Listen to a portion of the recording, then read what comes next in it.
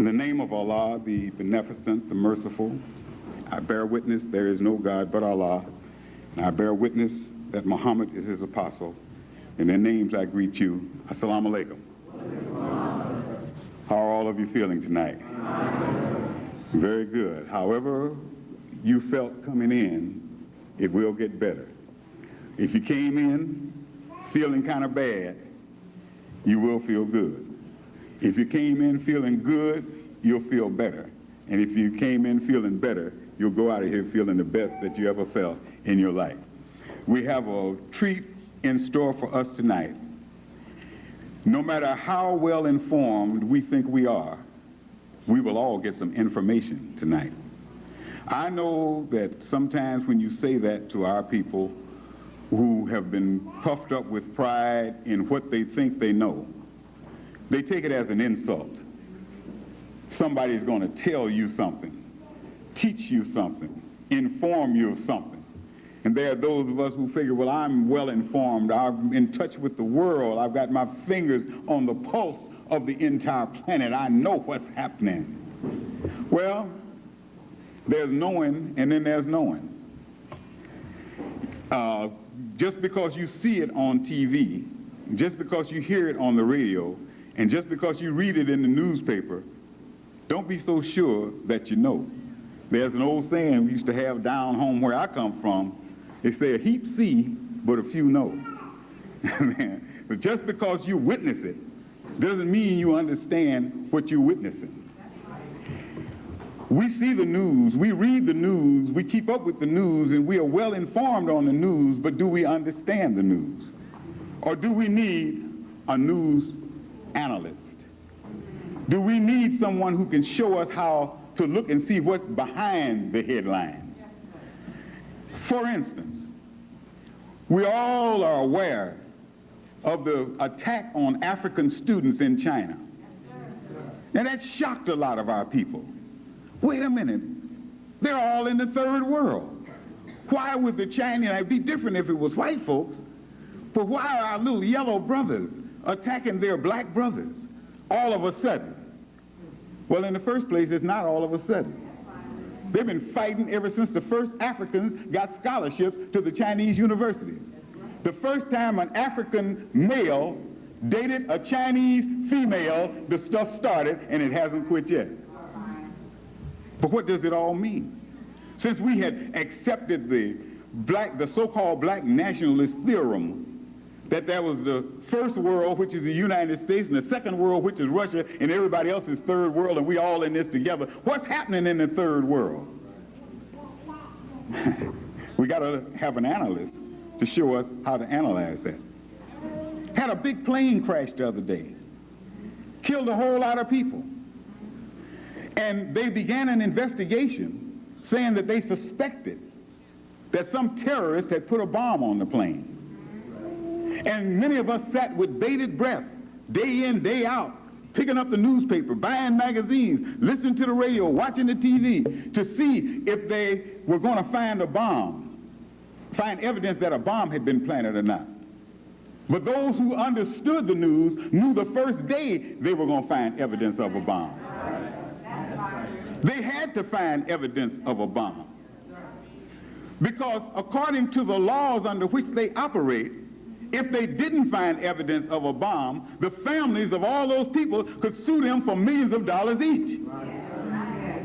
But according to the insurance policy that is given to those flyers, if anything happens as a result of terrorism or anything the airline cannot control, the maximum they have to pay is $75,000 per life. So they automatically were going to either find a bomb or make a bomb from day one.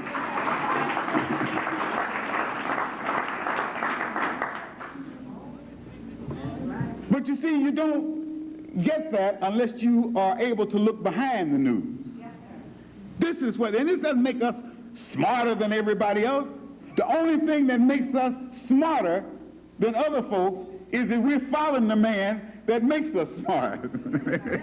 That's the sign of intelligence that we show, is we're intelligent enough to fall in line behind a teacher and let him teach us, fall in line behind a leader and let him lead us, fall in line behind a guide and let him guide us so that we don't get mistaught, misled, and misguided as we have been all through the years. What is there that if you say to any of the officials in the American government, you happen to ride a plane or something, you sit down beside one of them boys and you recognize him, you see, won't you be glad when 1992 gets here, he'll grit his teeth and look at you like he wants to shoot you? Yes, why? What is there about 1992 that you begin to see it cropping up in your newspapers and on your newscasts? Makes America mad. 1992, something's going to happen. A bunch of people getting together that they don't want to see buck their power. 12 European nations that already have something going. They already have it set up where the United States right now, if they want to make a trade agreement with France, they can't do it. They want to make a trade agreement with Germany, they can't do it. They want to make a trade agreement with Spain, they can't do it. Because 12 countries have come together and say, you don't make no agreement with no individual country, you got to deal with us all. That's power.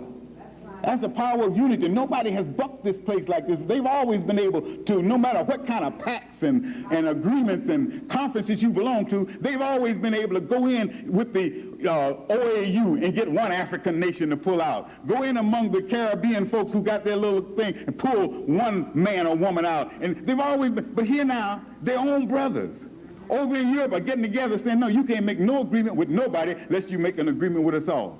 And then based on that now, look at this. They decided that as of this coming Saturday, day after tomorrow, they're not accepting no more poisoned meat shipped in from the United States. They're refusing to let the United States send their meat in. Is there something we haven't been told? Oh, yeah. Hey? We're clamoring for it.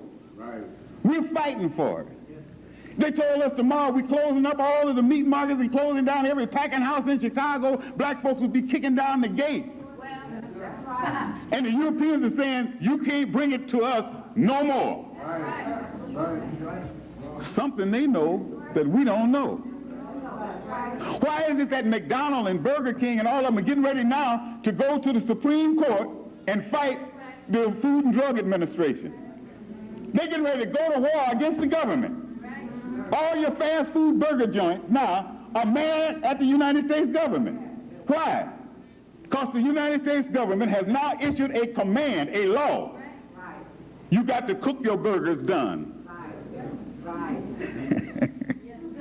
And they're all mad because they say the only way to serve them and get the texture and the taste they want is to continue to serve them half raw. There is no burger place in America that cooks their burgers done. All the government is saying is you have to heat them to the interior being 160 degrees, which is very low.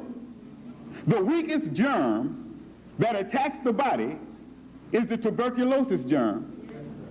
And it takes 140 degrees to destroy that. That's what they do when they pasteurize milk. Shoot 140 degrees through that, just to destroy the tuberculosis germ.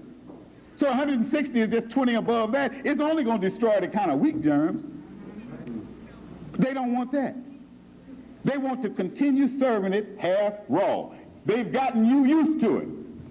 Those of you who eat the burgers, if they cooked it done tomorrow, they know you'll be saying, oh, what's wrong with this? Because they've gotten us used to it.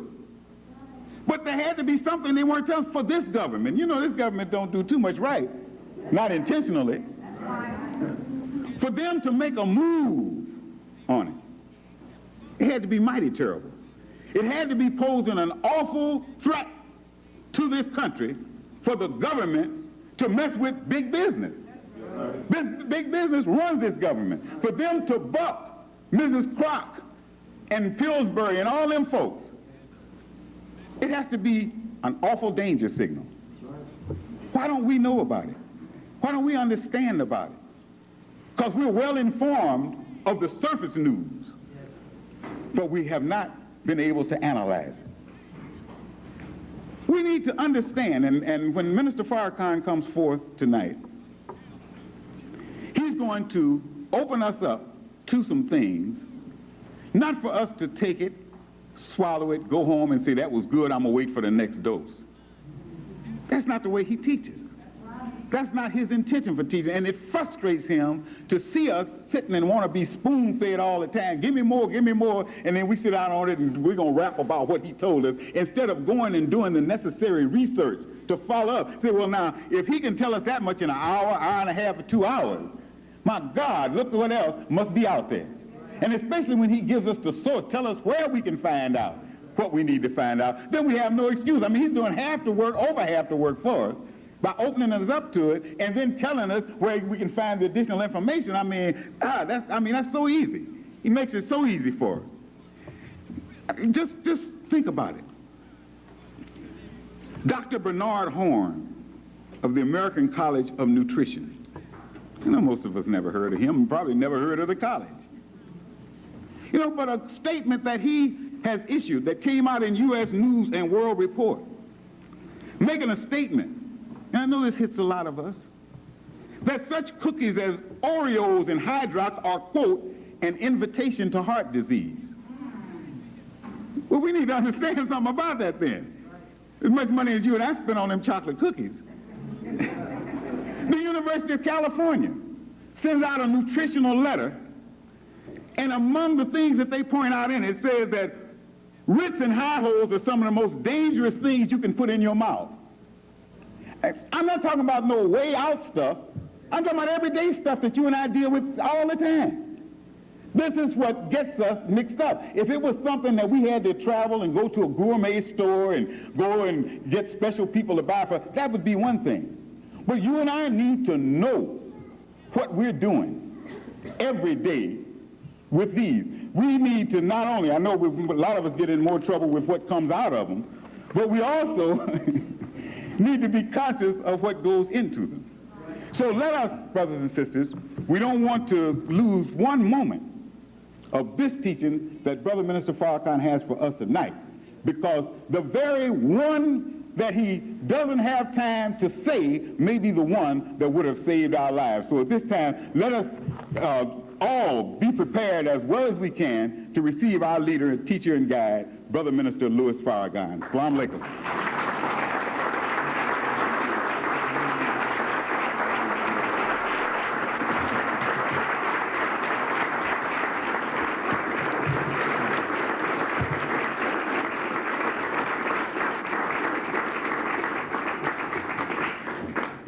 In the name of Allah, the Beneficent, the Merciful, I bear witness that there is but one God, and I bear witness that Muhammad is the messenger of Allah.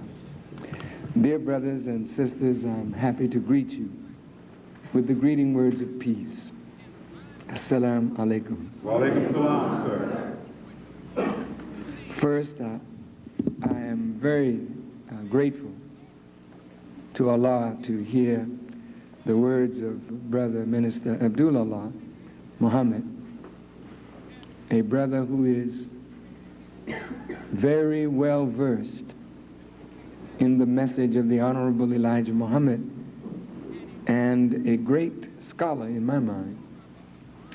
And so whenever he comes out to teach, we all would do well to listen and bring our pens and paper and take notes, because one of these days we may not have the luxury of being able to hear. And so as much of this as you can take in and commit to memory and commit to practice, you will find every word of the Honorable Elijah Muhammad. If it were a wet towel wrung out, every drop of water would write salvation. Yes, sir. Every word that the Honorable Elijah Muhammad offers to you and me represents life itself. Tonight, before I mention how to eat to live, I must mention why it is necessary. Not just what to eat, but how to eat to live. A wise person is teaching what to eat, but a wise person is also teaching the manner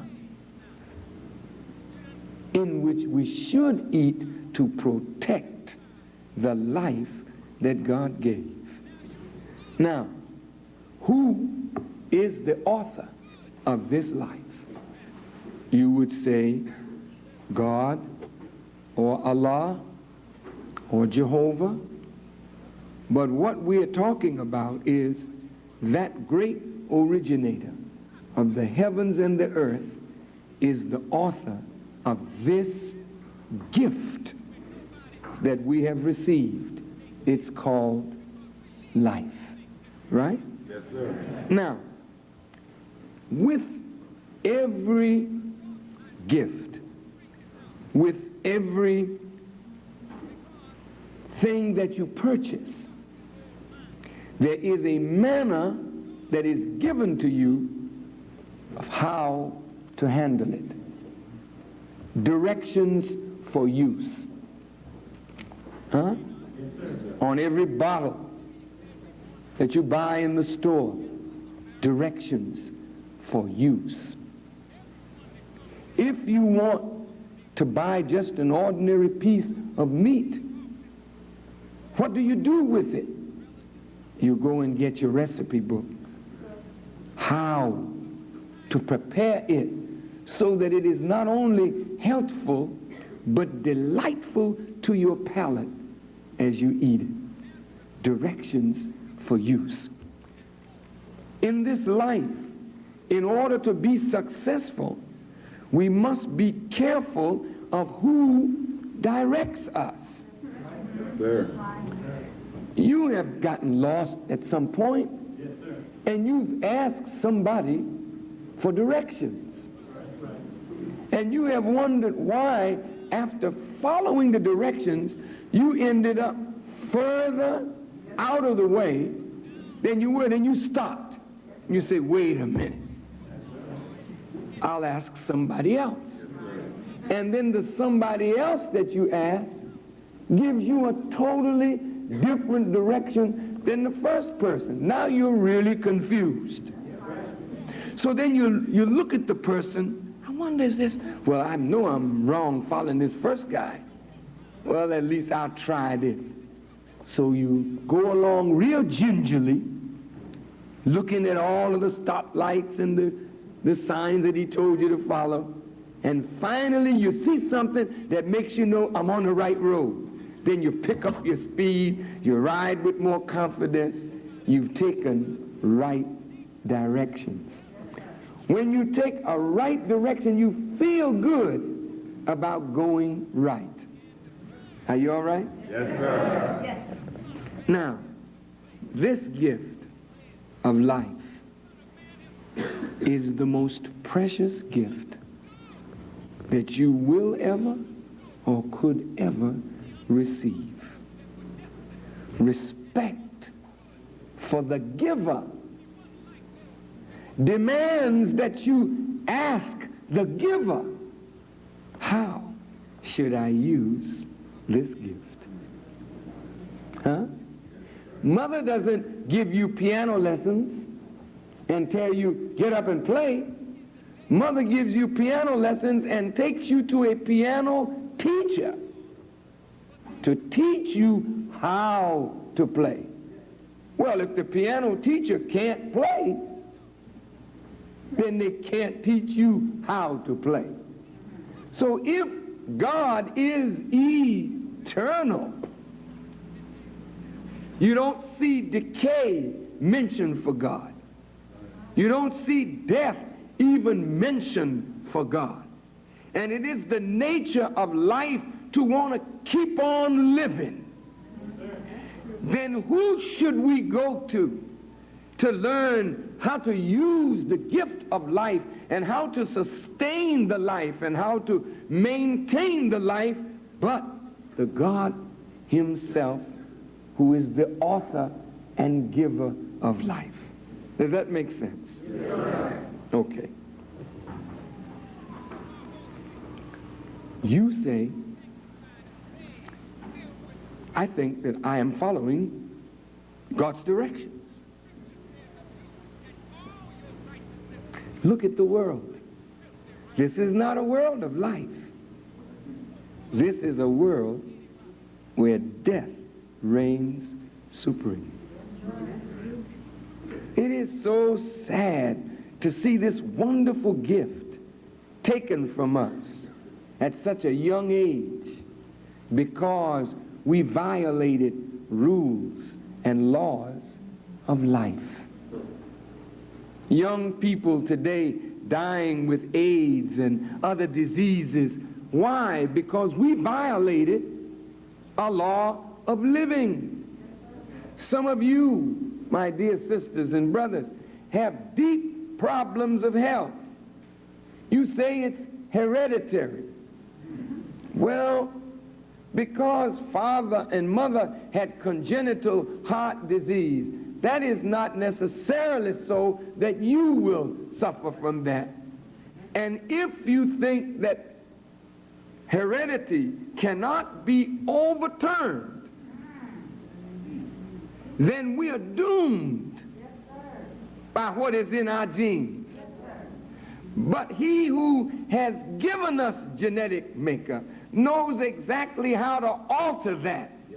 And white folks are there in a laboratory today doing genetic engineering to try and extract things from the genes that are not strong and good and worthy.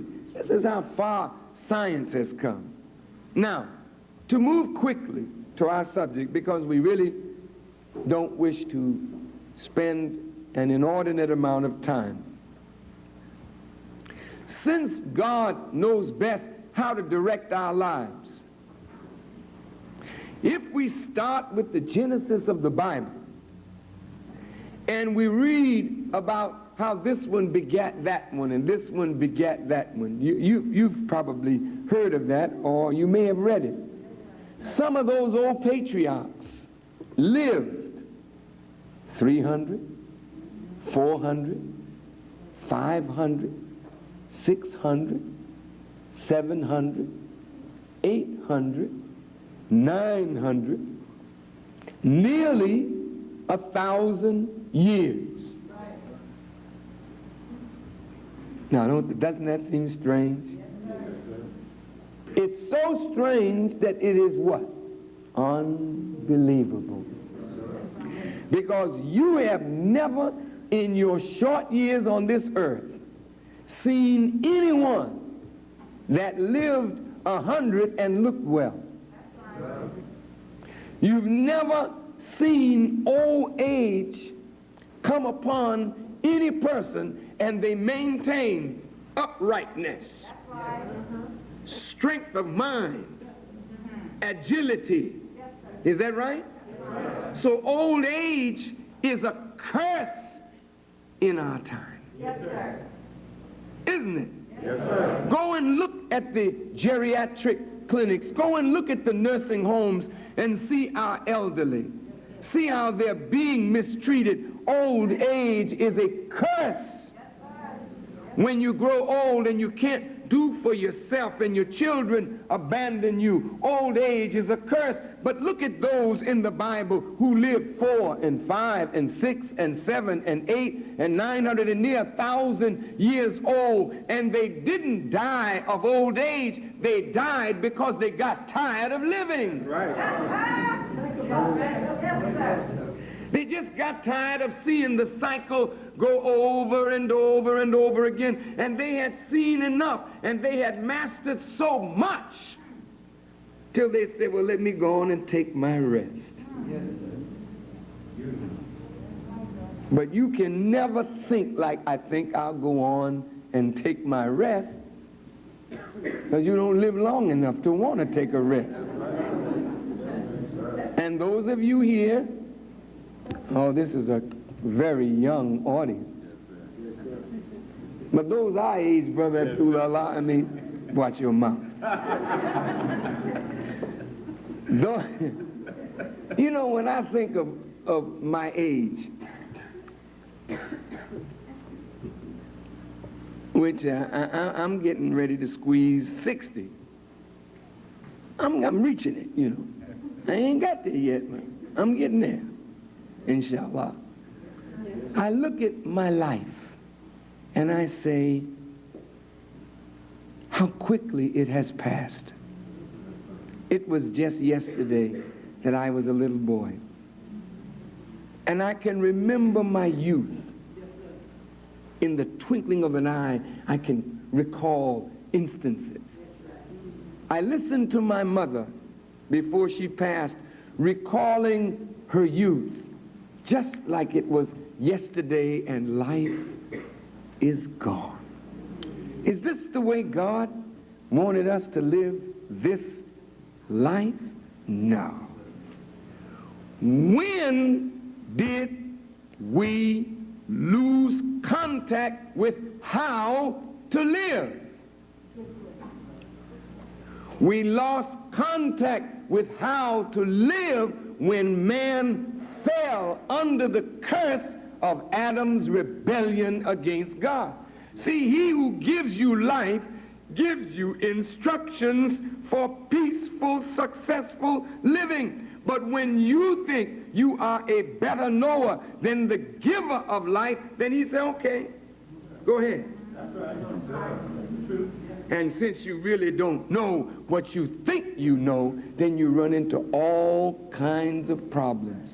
So after the rebellion of Adam, even though all this begatting and begetting and these hundreds of years and thousands of years of life seems to be after Adam, it really was a sign of what went on before Adam. Yes, the fall of man is when he rebels against God. Yes, and when you rebel against the God who gives instructions for life, you have accepted death in the place of life. Yes, so the scripture says, all in Adam die. It only means that all who follow rebellion against the instructions of the life giver have accepted death in the place of life. No teacher who has come from God to the people in this last 6,000 years could teach the people without first informing them of certain laws of life.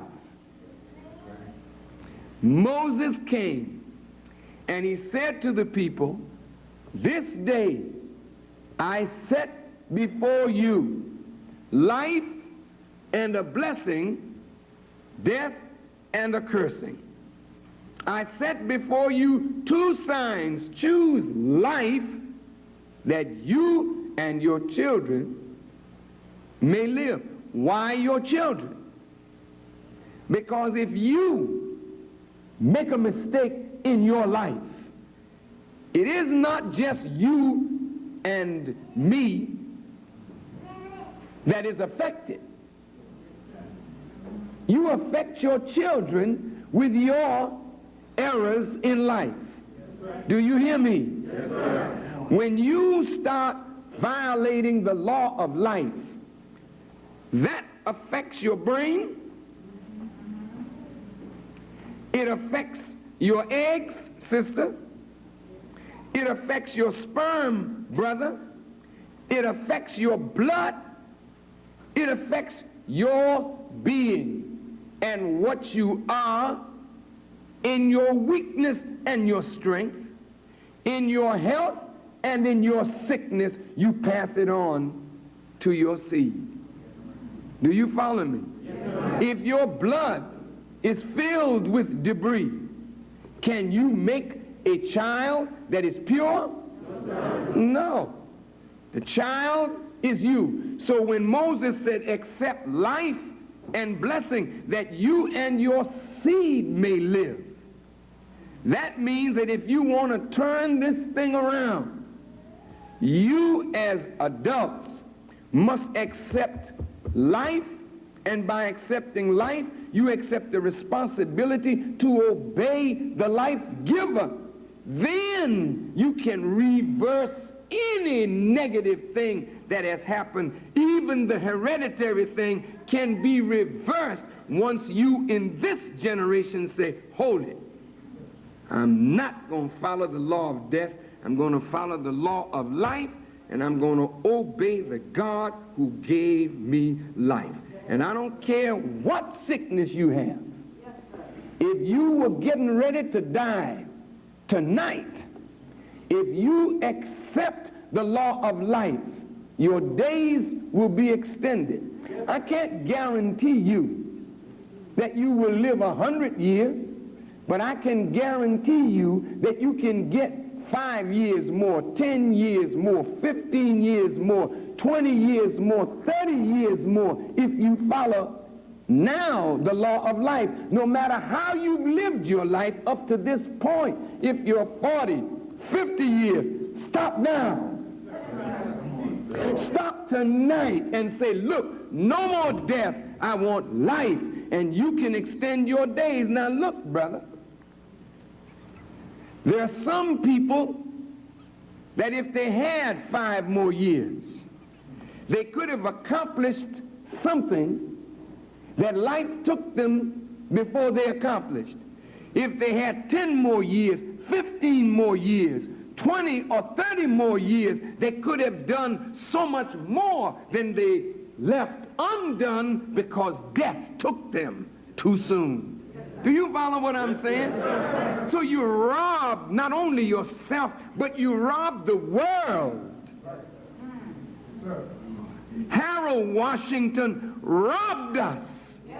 And he robbed the world of his political genius by being brilliant here, but by not taking care of his health. He violated laws of life while he followed political rules to exactitude. That's true. Yes, sir. Y'all all right?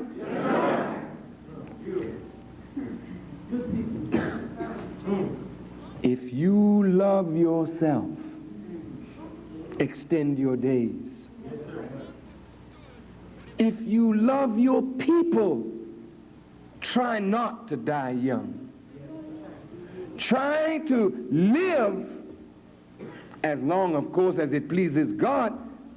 Try to live a life not to get old, but to do more service. As you get older, you should be getting wiser. When you find yourself getting older and wiser, don't die then. Get a group of young people around you and pass on your wisdom to the young, then die. Then you've made the world richer by your life. How to eat to live. Now, as in Adam all died, in Christ all shall be made alive. Very important that we understand this principle, because a man that leads you to rebel against God leads you to death. But this Christ figure is one who turns the whole thing back around. He stops death and begins life. That is why in his very person he is BC and AD. It is like death comes in here, stops, and life comes out here and never stops. So with Christ is the beginning of what is called eternal life. It doesn't mean that you will not die, but it means that you will never see the kind of mental, moral, spiritual degeneration that you have witnessed all your life. You will die in a peak. The Honorable Elijah Muhammad said we'll die when we get ready. And when you want to die, then you'll do certain things to bring death on. And I'll tell you what that is in a minute. Now, remember what we said Sunday. We talked about this woman, Mary, right? What's it got to do with how to eat to live? Well, it's got everything to do with how to eat to live. You can't talk about food until you establish the credentials of the one who's teaching you. You ask a question, someone comes to you, I can fix your car. You can. What school did you go to? What is your experience? I got a Benz. I just can't let any jackleg mechanic fix on my car. So if he tells you, oh, brother, I've studied this 20-some years, and I have so many years of experience. Oh, I see. Well, all right. You want to know by what authority do you dare tell me how to eat to live? All right. Now look, God says in the Quran to this woman Mary that she's going to bear a child, and God will teach this child the book and the wisdom, the Torah and the gospel, and make him a messenger to the children of Israel, saying, I have come to you with a sign from your Lord. Now the one who comes is not God, but he comes making a sign that God is with him, in him, and through him. He says, look, I determined for you out of dust the form of a bird, then I breathe into it, and it becomes a bird with Allah's permission. That's powerful. I heal the blind and the leprous, and I bring the dead to life with Allah's permission. And I inform you of what you should eat and what you should store in your houses. Moses could not prepare life for the children of Israel until he changed the way they ate. Is that right? They were eating the way Pharaoh taught them. Moses had to bring them a dietary law. If you read the book of Leviticus, you will find Moses telling the people what foods to eat, what foods not to eat. Is that right? And the good Jews follow that to this day. And they get a lot of credit for following God's law. But still, they don't live long. They live longer, but they don't live that old, long life. You know why?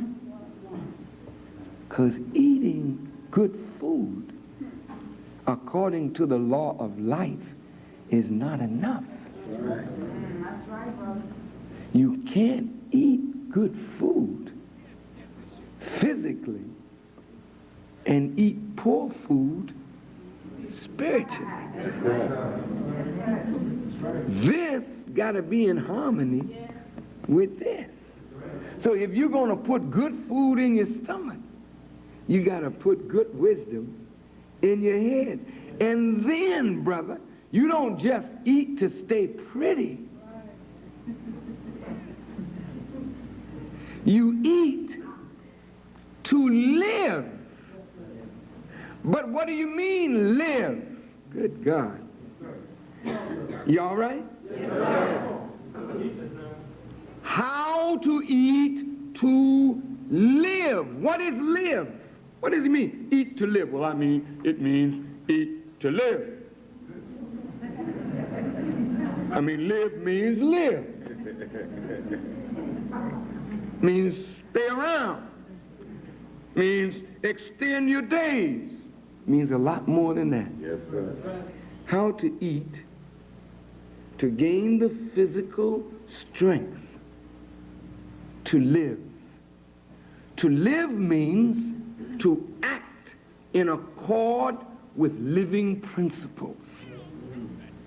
to act in accord with principles that come out of the law of life, which is love. Listen now. A carnal mind, Scripture says, is death.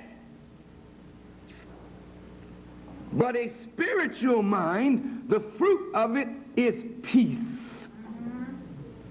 When you don't have peace and contentment of mind, even the good food that you put in your system is disturbed by a mind that is rebelling against doing the right thing. Do you follow me? So the thing that has to go hand in hand with good eating is good acting. And when you act right and eat right, you have peace and contentment of mind. So the things that upset the wicked do not upset the righteous. Therefore, you can extend and extend and extend and extend your days. This one that comes to inform us of what we should eat is called the Messiah. Jesus is called the Messiah. In the Bible, the words in the mouth of Jesus are, I have come that you may have life and have it more abundantly. Right? Well, if you met Jesus, how come you don't have abundant living? Come on. You dying of the same diseases that the wicked dying from. You don't live longer than the wicked. Church is full of fat women.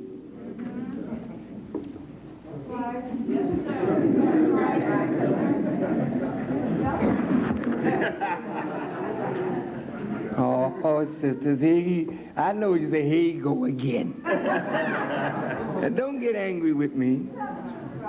The church is filled with fat women. And fat women are sick women. Fat women will not have abundant life. Fat women will die earlier than they should, because all fat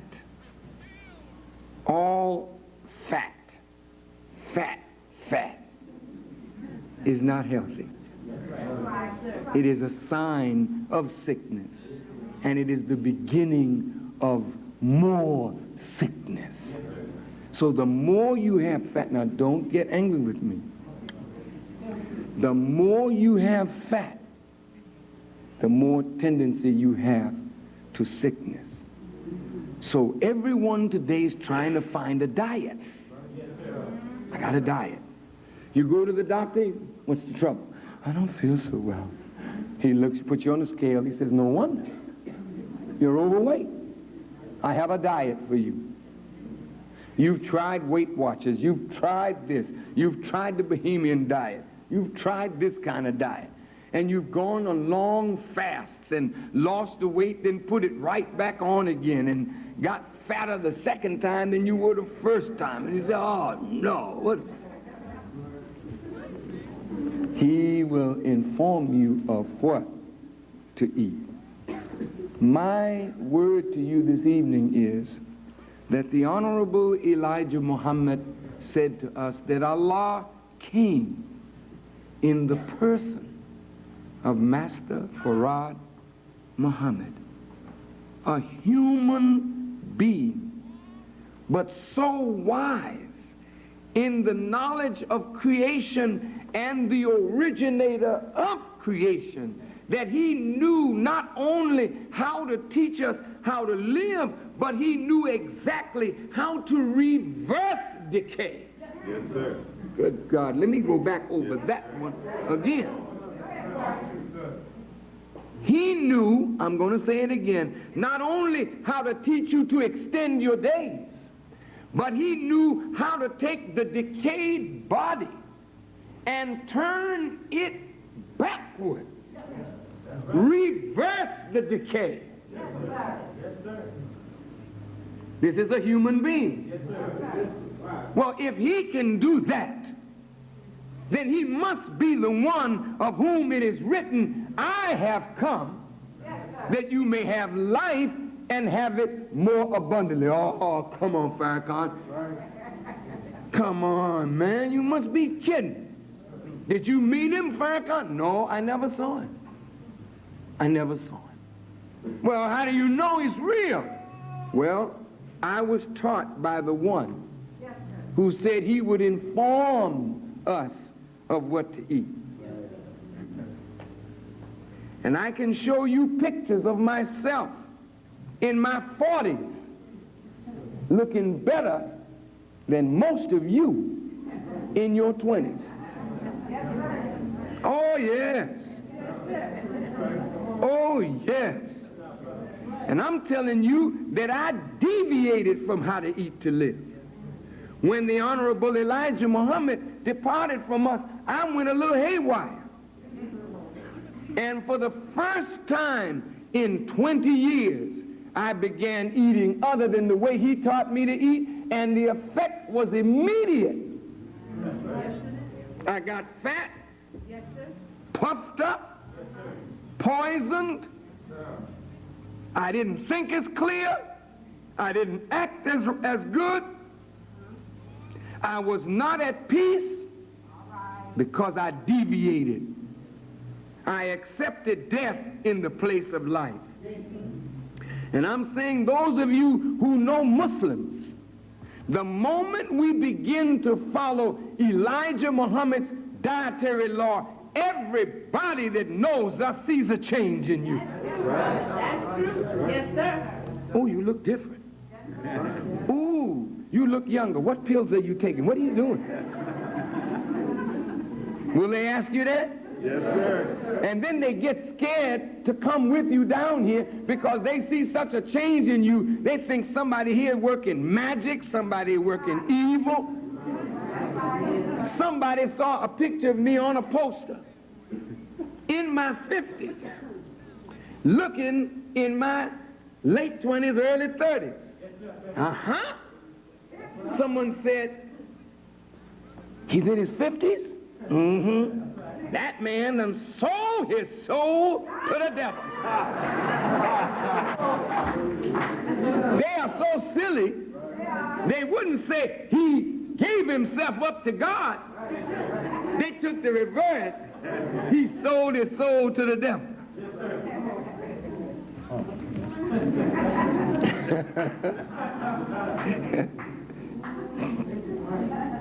The reward of eating right is better life for us. Now, if Master Farad Muhammad, the best knower, is teaching us through the Honorable Elijah Muhammad, I beg all of us, get this book, How to Eat to Live.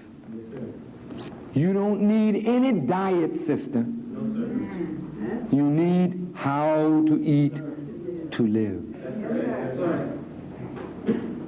If you look at Oprah Winfrey, Oprah lost 60 pounds. And she looks good in the body, but not so good in the face. Her face plump looked better. Her body looked terrible. Now she worked on the body, and the face is drawn and gaunt looking. Well, I guess you can't have your cake and eat it too.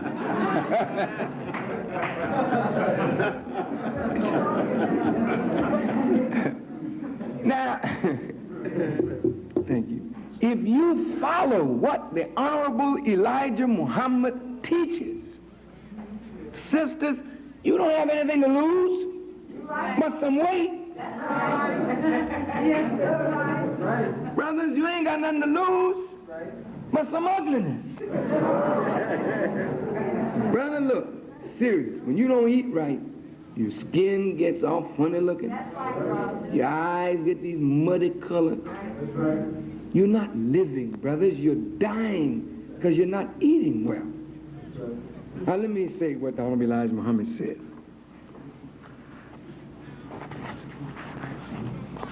The Honorable Elijah Muhammad said, there's no way for us to learn the right way to eat in order to live a long life except through the guidance and teachings of Allah, who came in the person of Master Farad Muhammad.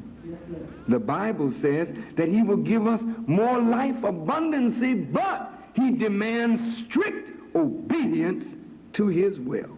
There is no way of prolonging the life of human beings or any other life unless it begins with restrictions of the foods which sustain life, the right kinds of food, and the proper time when it should be taken into our bodies.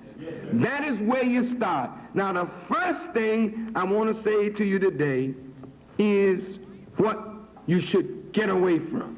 Yes, sir. Yes, sir. All right? Yes, sir. The number one thing you should get away from.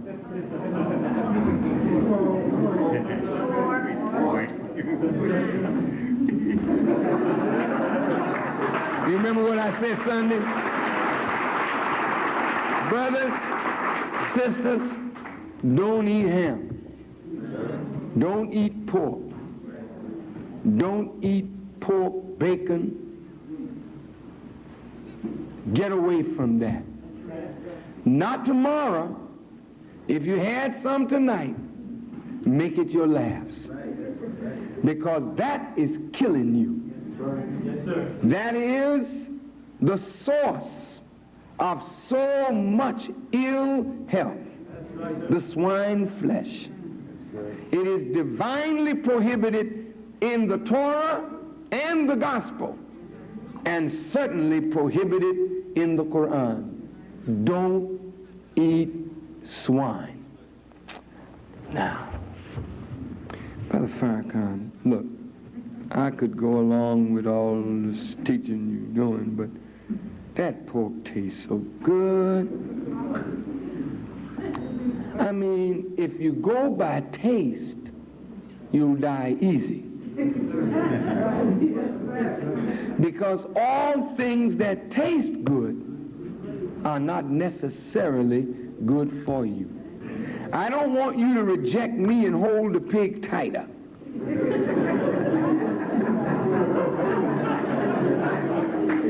You go home and grab you a piece of hog and just squeeze it.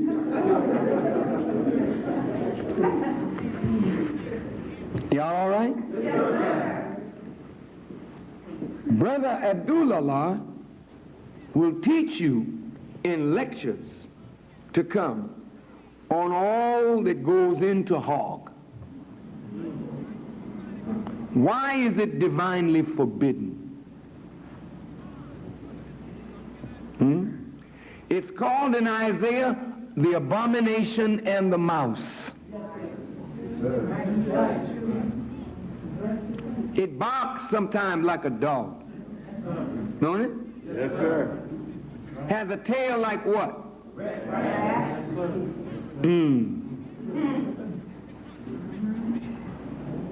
And a cat. Eyes. Its nose. That snout. You see, it uses that snout to get on down and get funky. Any resemblance to Negroes in a disco is not a coincidence.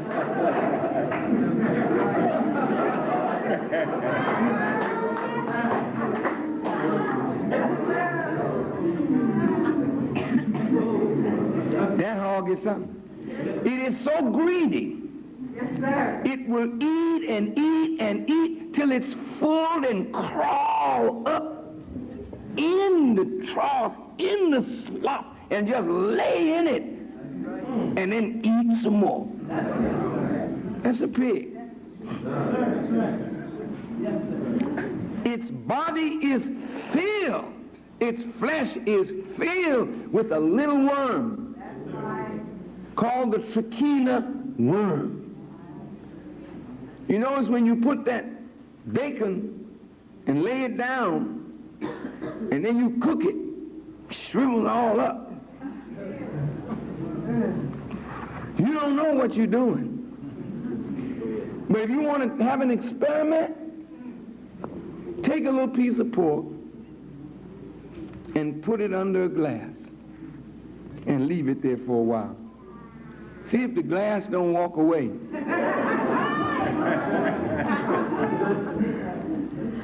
Little worms. And those worms, in order to kill the worms, you have to cook the pork to a high, with a high degree of heat. But the heat doesn't kill the worm. It wakes up as it gets in your system, and it crawls around in you, hits the spinal cord, goes right on up the spinal cord into the brain, and the messenger said once it gets in the brain, you never get rid of it. Never. It sounds your mental power, and it takes away your beauty appearance. The more hog you eat, pretty soon you start getting uglier and uglier, and you begin to look like that bad boy.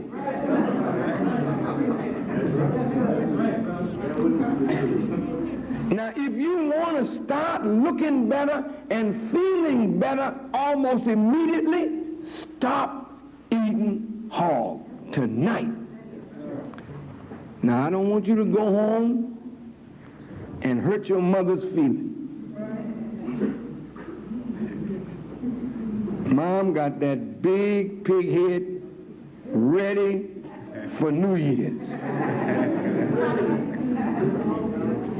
I think they call it hog head cheese. And I used to love that stuff, brother. Now, I'm telling you, I used to eat that stuff, man. My mama cooked that hog head cheese, boy. It tastes so good. She pickled that thing up. I'd tear that bad boy every way but loose till I got sense. Now, how do you keep from hurting your parents? When I told my mother I wasn't eating no hog anymore, she literally cussed me out. Boy, I raised you on this all your life. Now you getting so smart, you gonna tell me that you can't eat this no more?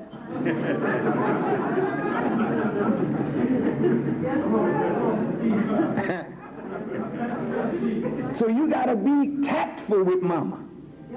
Don't be rough with your parents when they're cooking that stuff. Just say, Mommy, I don't feel good, maybe I shouldn't have some meat. Maybe I just have more vegetables.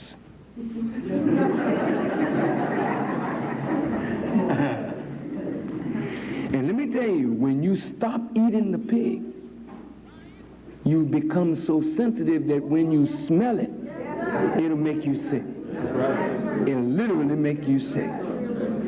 It is no good for none of us, brother, for anyone. But Brother Abdul-Allah will teach you what it was made for, how it was made, why it was made, and the wise God who permitted an animal that he himself hates and asks us, the righteous, don't go near it, don't touch its carcass.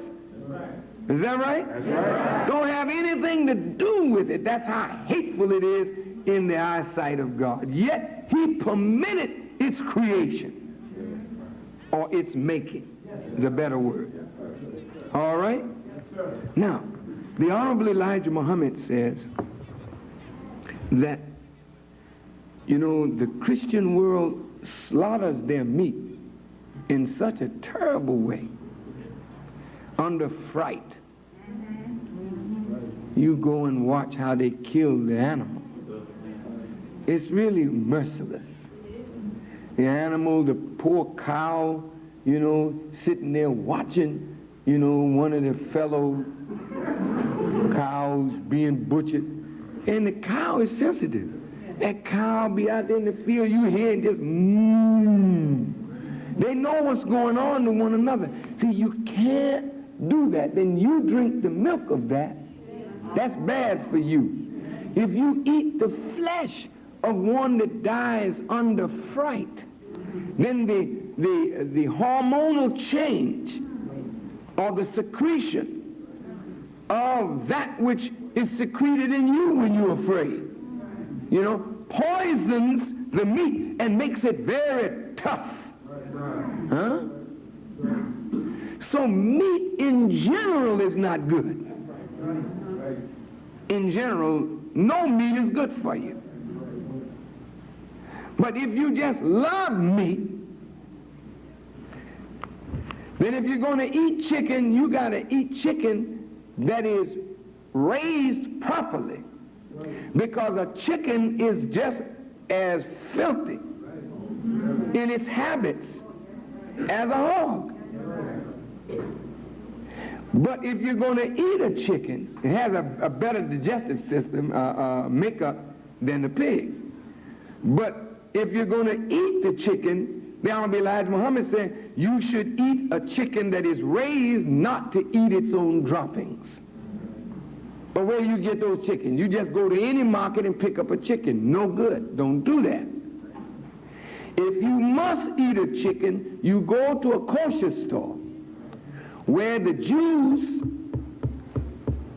kill those chickens and raise those chickens under the divine law of God. Then you can eat that food if they rear their chickens properly. Some of them are so profit conscious today that they don't do the job either. Now, the messenger says the foolish idea of eating 3 or 4 times a day and all between meals is like the poisonous swine who never has any regular eating habit. Eating 3 meals a day is the best way to die. In fact, when I told you earlier that when the long livers want to die, they start eating 3 meals a day. When they want to end their life, they start eating 3 meals a day. What is your first meal called? Breakfast. Look at the 2 words, break, fast. Break, fast. Then brunch and lunch. And munch a bunch. Then dinner and light snack before bed. Your stomach is so active. The Honorable Elijah Muhammad says, you eat till you wear your intestines, wear the lining of your stomach out. Do you realize that to digest a meal, there is a secretion of very powerful juices in the stomach? I mean, they are so powerful that if you inhale even the gases from that, you will die. Could kill you. The acids in the stomach are so powerful when they are oxidizing the food, burning the food, helping the food to digest in there, turning it into liquid. When you put things in the stomach that are hard on the digestion, then the juices that, you know, it's like you go into a furnace and you see fire coming out from jets. Well, you have something like that in the stomach, only it secretes these juices that begin working to burn up the food. The more you eat, you begin to wear away the inner lining of your stomach. And once that is worn away, death comes quickly. He said the way you and I eat, we would wear out the lining of the stomach of a brass monkey. And that's why you don't live long. The stomach is a muscle. It must get rest. So when you eat, the Honorable Elijah Muhammad says to his followers, every one of us who want to get the benefit of his teaching, we must say and do 1 meal a day. You got to just make up your mind. What? Yes, you live. Try it. 1 meal a day. Don't break the fast in the morning. When you get up in the morning, a little tea, a little coffee. Oh, we don't eat coffee. Coffee is bad for you. If you drink coffee the way Master Farad Muhammad guides you, there is nothing that he taught that is bad. And I'm telling you that the best Noah, not no half-baked doctor, the best Noah taught us how to eat to live. So I'm telling you, don't mix him up with these quacks and half-knowing doctors. Let me tell you something about doctors. They live just as long as their patients. You ain't got a doctor that lives long. In fact, the doctors today are bigger junkies and alcoholics and cocaine users because they can't handle the stress of their own profession. If the doctor tell you eat 3 meals a day, say, no thank you, doctor. I think you ought to follow Muhammad and eat 1 meal a day.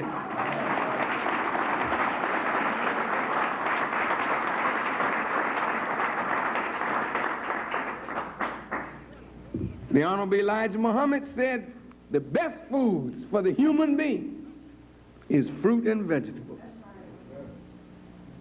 Virtually all vegetables, he says, are good to eat, except collard greens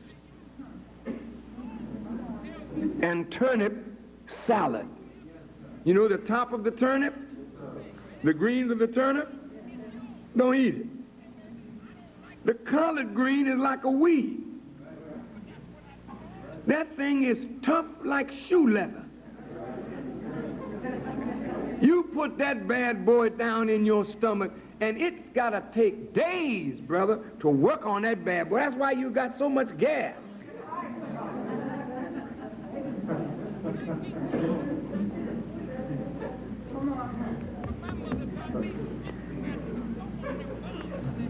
He said the roots of turnips do very well. The turnip root, what you pull up out of the ground, that you can eat, but not the salad. Cabbages are good, especially the white head, not the green leaves.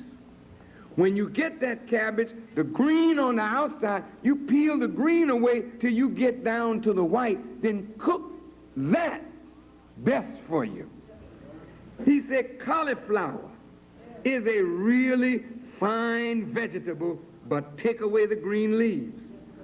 There are a lot of other good vegetables that have been grafted from original vegetables, though some of the grafted vegetables are not good to eat. He said, do not eat the vegetable called kale. Kale. It's a green. Eat some spinach. But don't try to be a Popeye.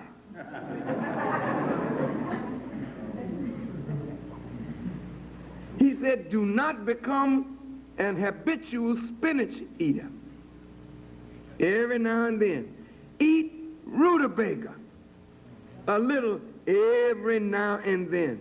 But you may eat as much garlic and onion as you like.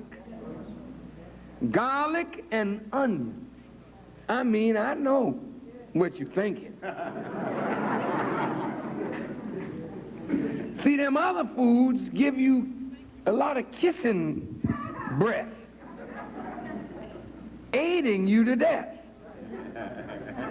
You eat a lot of garlic and onions, ain't too many want to get close. Keep you safe, honey. Garlic is a blood purifier, isn't it? It is a nerve strengthener. Onions the same. The very fiber in the onion is like the fiber that the nerve itself is made from. So onion and garlic, as much of it as you want to eat. Now look, brothers, for God's sake. No, I used to do this sometimes, you know, just take a clove of garlic, put it in my mouth. Nobody would get near me, you know what I mean, for a long time.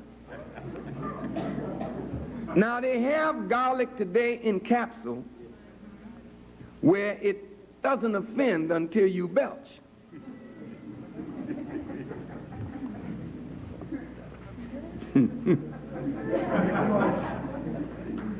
Now, how many of you like sweet potatoes? Yeah, I used to like sweet potato too, but listen, you want to know how to eat to live? Leave the sweet potato alone. Why? The sweet potato is very hard on your digestive system. It takes days to digest a sweet potato. Now, if you just like the taste of the sweet potato, you can take a carrot and you can make the carrot taste exactly like a sweet potato. And it's better for you. Now, this may sound strange, I'm telling you, but if you practice how to eat to live, I'm telling you, in 30 days, you will look better. You will feel better. You will act better. Now, just a few more. He said, no sweet potatoes and no white potatoes. Sweet potatoes were never good for any human to eat. They are good for hogs, but not for you. White Irish potatoes are a food for people who live in frigid zones, a staple food for such as Europe, Northern America, and Canada. But potatoes and rice are too starchy for you and me. They laden us with too much starch and fat, which are friends of diabetes. You want to get diabetes? No, sir. Keep getting on that starch and that fat. Well, Brother Farrakhan, do you eat rice? Every day. But the Honorable Elijah Muhammad taught us how to cook the rice where you brown it in a pan. When you brown it, you take that starch out of it by browning it. Then they boil it. Then when you eat that bad boy, it's okay. You got to start with a long grain brown rice. That's in a class, brothers and sisters, when you learn how to prepare your foods. This stir-fried madness. Nothing fried. Fried food is death. Sorry about that. Fried chicken, even baked chicken. Anything that makes the surface rough and hard is not good for you. The fried food sending you away from here, clogging up your veins and arteries with fat. And as you get older, the sludge that you find in your motor, you ever notice how after you don't clean that bad boy out, the sludge deposits in your motor, so you have to have a whole complete motor overhaul. Is that right? Well, that's what happens to your veins.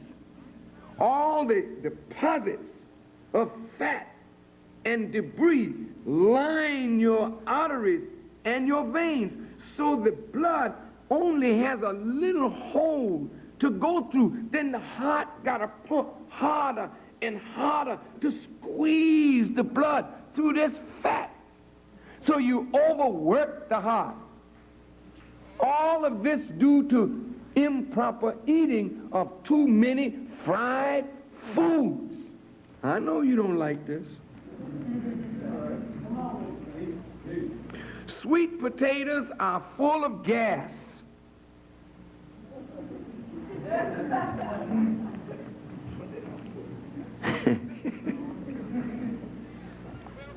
Oh, Lord. Look, let me close this book. Lima beans.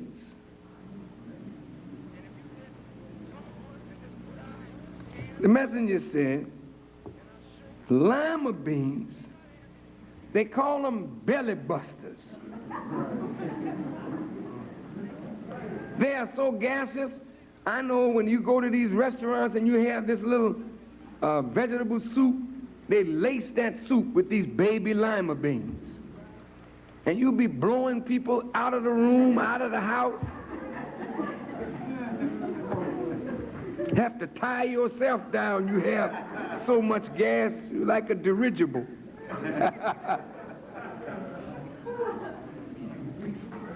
And it's the food you eat that make people not able to go in the bathroom after you. You have to declare a holiday. Put a sign up, you know what I mean? Stay out for a year. Heavy gas in here. All this madness in your system. Am I doing the wrong thing?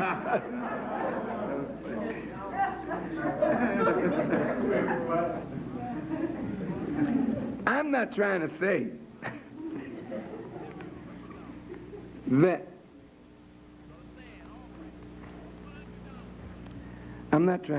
that waste doesn't have an odor. But I am trying to say that people are dying today from colon cancers because fecal matter is all up in the intestines and it's rotting in there. See, and by not knowing how to eat to live and how to flush the colon, you don't need colonics to flush the colon. There are ways to do this. Natural ways. Yeah. The last thing I want to talk about tonight. What time is it, brother? 9:20. Oh, yeah, this is the last thing. The messenger taught us not to eat any beans except the small navy bean. And when you learn how to use that navy bean, you should take a little money and go and stock your house with 100 pounds of these little navy beans. If you can afford a couple of 100 pounds, they can stay a long time. They don't mess up. That navy bean is full of protein, the right amount of fat and starch. And the messenger said, if you strain it well without a lot of spices, you feed that to your babies. And your babies will grow to live for 240 years with just being that navy bean. I close by saying this, brothers and sisters, if you doubt that God came to give us abundant life, I'd like you to look at the followers of the Honorable Elijah Muhammad who are trying to follow him and compare us with people all over the world who follow Moses, Prophet Muhammad, Jesus, Buddha.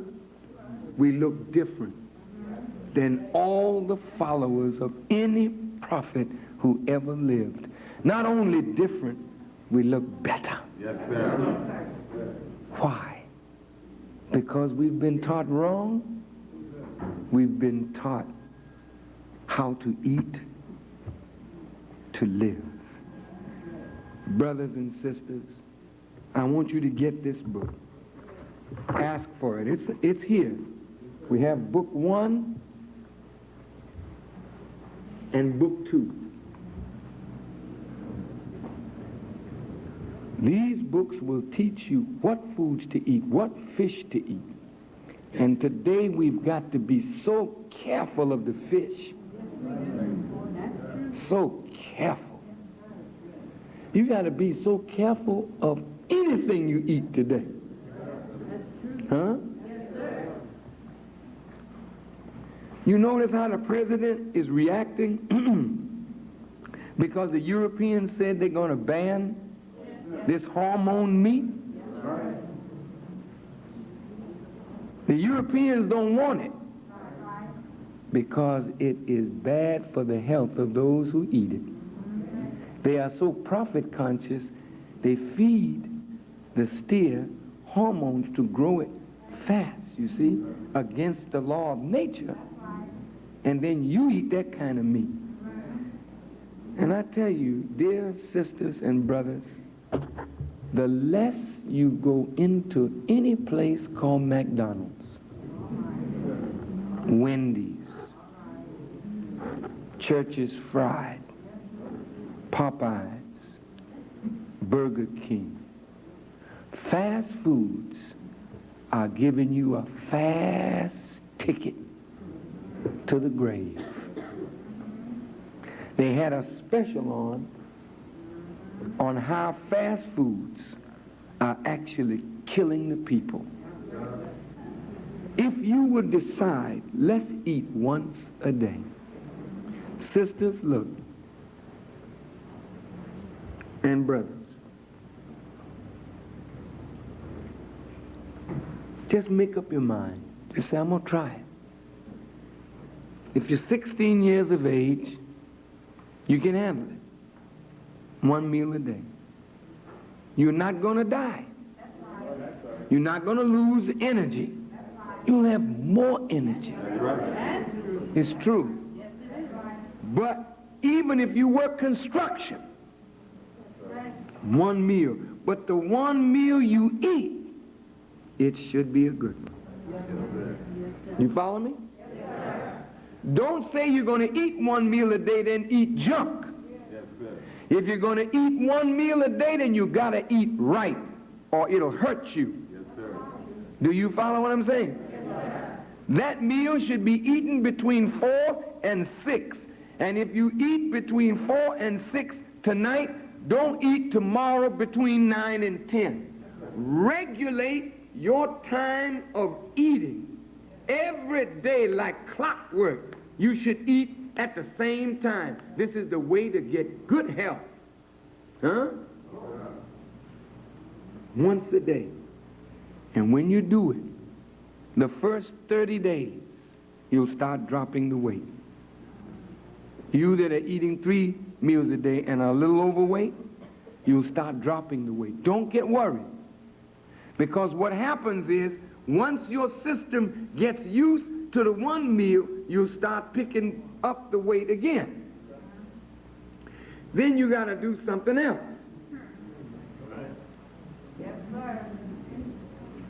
Now, what is that something else?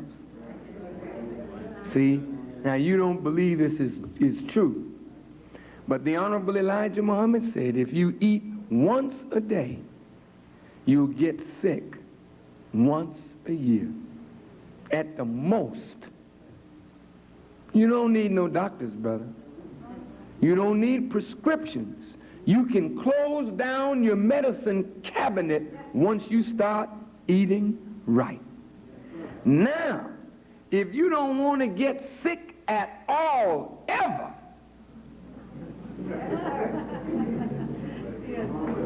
he said start eating every other day.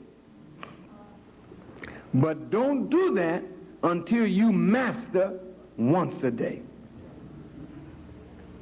Now, those of you who are overweight, don't start on every other day. Start one meal a day and get your discipline. That's all it is you, sisters and brothers, you're frustrated and some problems are bothering you, and you just eat. Stop it. You got to find other ways to work off your frustration, but eating is killing you, so stop it. Okay? Once a day. Now, You do that for 30 days. And for the next 4 Wednesdays, we're going to deal with how to eat to live. Give yourself 30 days, and in 30 days, get on the scale and look in the mirror. Take a picture of you now, and then take a picture 30 days from now and look at the difference between the two people. All it is how to eat to live. Those of you who have mastered once a day, try every other.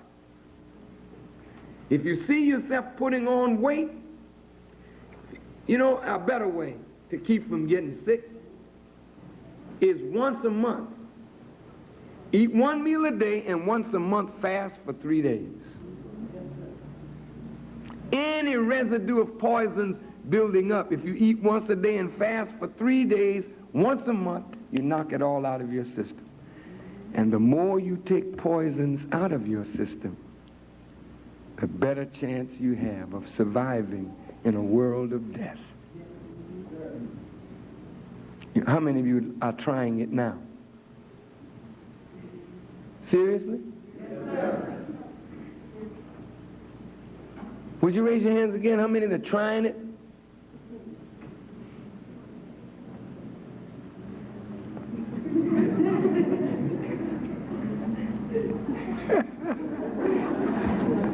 I saw a sister up there at that balcony. She didn't raise her hand. She's being very truthful. Try it, sister. You'll love it. Now, those of you who are just coming today for your first time, I want you to get the book and try it. You cannot lose by trying something. You've taken the wrong directions and look at where it got you. So now a new teacher has come and said, hey, go this way. You ain't got nothing to lose. Try it for 30 days. Now I see some sisters here that are exceedingly beautiful, just a little bit overweight, but very beautiful. Now if you control that weight, watch how beautiful you become. And I want to tell you, sisters, beauty is not in age. Don't think because you get 40 or 50 you get ugly. When you start getting ugly is when you start putting on excessive weight. You keep your weight down and you look good from the time you are young to the time you die. You'll be all right. Keep fat off of you and you'll keep health on you. How many of you are in a hurry to die?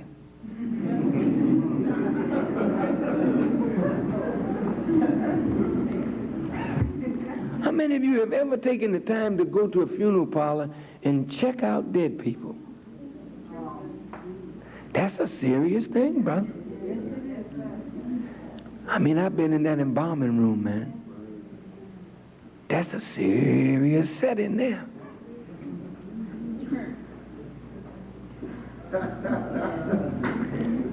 And you know when you're gone, I mean, it's long. It's long, brother. You know what forever is? You ain't never seen nobody come back, have you? Come on. Nobody has ever come. I know they told you Jesus came back, right? You got to understand all of that. So if nobody has come back to tell you how sweet it is on the other side, and nature makes you want to stay here as long as you can, then why not try to stay as long as you can by changing the way you eat and live and try to stay as long as you can. I think you should. And you young men, I'm telling you, brothers, you will be around here handsome and strong for a long time if you learn how to eat to live. Did you see Sugar Ray Leonard fight that white boy? I did. That white boy thought he was going to beat Sugar Ray to death, man. But they said the sugar has not abused his body. So at 32, the sugar was like somebody 24. And he whooped that big white boy. I mean, did he whoop him? He whooped him like he stole something. Did he stole Sugar Ray's 2 championship belts? Well, your strength as a man will be right there with you, brother. Right as you get into what they call old age, you'll be right at the peak of strength if you start now eating to live. Thank you for a wonderful evening. Thank you. And I'm expecting Brother Wali and Brother Abdullah to teach you the science of this in the next 4 weeks. Now, this is a class, so come out and take notes and then go home and practice. Now, sisters, if you don't know how to cook that bean soup, they got recipes here. They'll lay them recipes on you and help you to cook that bean soup. And you start with that bean soup and just that bean soup, whole wheat bread, and fresh, wholesome milk. You'll be around here a long time. You know, barring any unforeseen accident. I just want to be here, you know, to see your children, your children's children, and your children's children's children's children's children. I'd like to hang out with y'all, you know what I mean? Because I think if I can live longer, I'll get wiser. And all these young ones, I keep pouring the wisdom on them, then you just go on and retreat. You understand? And then let the young ones start building and taking the nation, and then you just go on, and when you say, oh, I've seen this before so many times. People grow, they fall in love, they get married, they have babies, they struggle for education, they master themselves, they go on to do great things. Oh, I've seen this before. I'm tired now.